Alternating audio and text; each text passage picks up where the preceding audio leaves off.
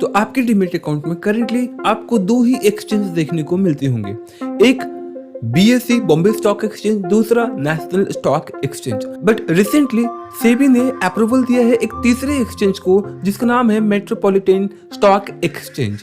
ये भी अब आपको जो है कि एक्सचेंज वाली फैसिलिटीज देने वाली हैं और ये एक कॉन्ट्रैक्ट लेकर आ रही हैं फ्राइडे एक्सपायरी का। करेंटली अगर देखें तो दो ही एक्सपायरीज अवेलेबल थी, बीएसई और एनएसई का। अब जो है कि इस अप्रूवल और इस कॉन्ट्रैक्ट के बाद आपको तीसरा डे भी देखने को मिलेगा जो कि फ्राइडे को रहेगा expiry of the weekly expiry date. और ये न्यूज आते साथ बहुत सारे जो फेमस डिस्काउंट ब्रोकिंग प्लेटफॉर्म्स के फाउंडर हैं, जैसे कि जीरोधा के फाउंडर नितिन कामत और ग्रो के जो फाउंडर हैं, ये सभी इस मेट्रोपॉलिटन या फिर इस एमएसई एक्सचेंज पर अपनी इन्वेस्टमेंट स्टार्ट कर देते हैं। लगभग 20% के आसपास जो ब्रोकर्स हैं, जो ब्रोकिंग प्लेटफॉर्म के ओनर्स हैं, अपने स्टेक इस एक्सचेंज में ले रखे हैं। अब इसमें कितना पॉलिटिक्स है, क्या दिक्कतें आ सकती हैं, क्या चीज़ नहीं, वो तो बात की बात है। लेकिन एज एन इन्वेस्टर अगर हम देखें तो हमारे लिए काफ़ी फायदेमंद डील हो सकता है, क्योंकि अगर हम देखें तो सिर्फ ₹3.5 के आसपास ट्रेड करने वाली कंपनी आज के दिन जो है कि ₹10 के आसपास ट्रेड कर रही है।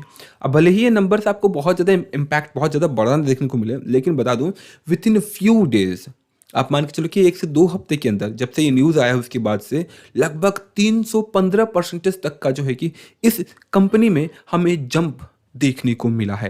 और ऐसी कंपनीज में इन्वेस्टमेंट वही कर पाते हैं जो एचएनआई होती हैं, जिनकी नेटवर्थ काफ़ी हाई होती थी। लेकिन आज के दिन पे जस्ट बिकॉज ऑफ कुछ प्लेटफॉर्म्स जो कि आपको अलाउ कर रहे हैं अनलिस्टेड शेयर्स में भी इन्वेस्टमेंट करने का, आज के दिन जो है कि आपको भी मौका मिलता है ऐसी कंपनीज में इन्वेस्टमेंट करने का। ध्यान रखिएगा कि अनलिस्टेड शेयर्स में इन्वेस्टमेंट करने के रिस्क और नेगेटिव पॉइंट्स बहुत सारे हैं, जैसा कि लिक्विडिटी जल्दी नहीं मिलती है। दूसरा, आपको लॉन्ग टर्म के लिए होल्ड करके प्लान करना होता है। तो इन्वेस्टमेंट उन्हीं पैसों को करना चाहिए अनलिस्टेड शेयर्स में जहां आप इन्वेस्टमेंट करने करके एक लंबे समय के लिए आप छोड़ सकें।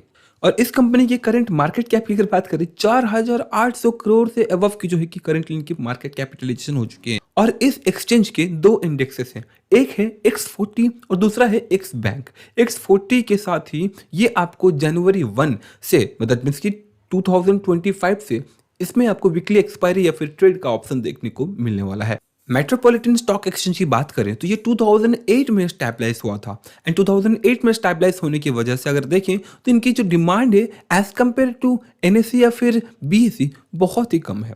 नेशनल स्टॉक एक्सचेंज की अगर बात करें, बहुत जल्द वो भी अपना आईपीओ लेकर आने वाली है, लेकिन इनकी रेवेन्यू वैल्यूएशन बहुत ही अच्छी है और ये एक 80% मार्जिन जनरेट करने वाली नेशनल स्टॉक एक्सचेंज एक कंपनी है।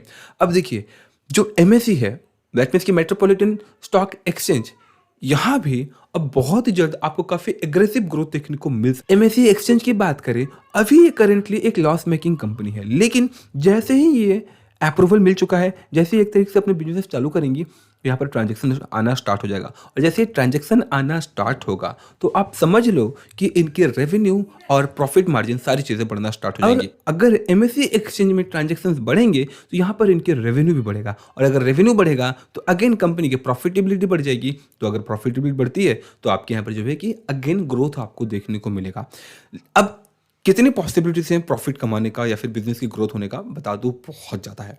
अब देखो कि जीरोधा एंड ग्रो अगर ये अलाउ कर देती हैं और अपने प्लेटफॉर्म में इनको हाईलाइट करना स्टार्ट कर देती हैं एमएससी एक्सचेंज को, और जो ट्रेडर्स हैं वो चाहते हैं कि मल्टीपल उनको ऑप्शन मिले। पहले था, रिसेंटली सेबी ने कम कर दिया ताकि लोग लॉस कम करें। अब अगेन और एक तीसरा एक्सचेंज आ गया तो टोटल 3 एक्सपायरी डेट हो गए। 3 एक्सपायरी डेट की वजह से यहाँ पर जो है कि लोग ऑब्वियसली प्रेफर करेंगे तीसरे एक्सपायरी को भी, और जिस वजह से अगर देखें तो यहाँ पर इन पे भी ट्रांजेक्शन्स की वजह से रेवेन्यू बढ़ने वाला है।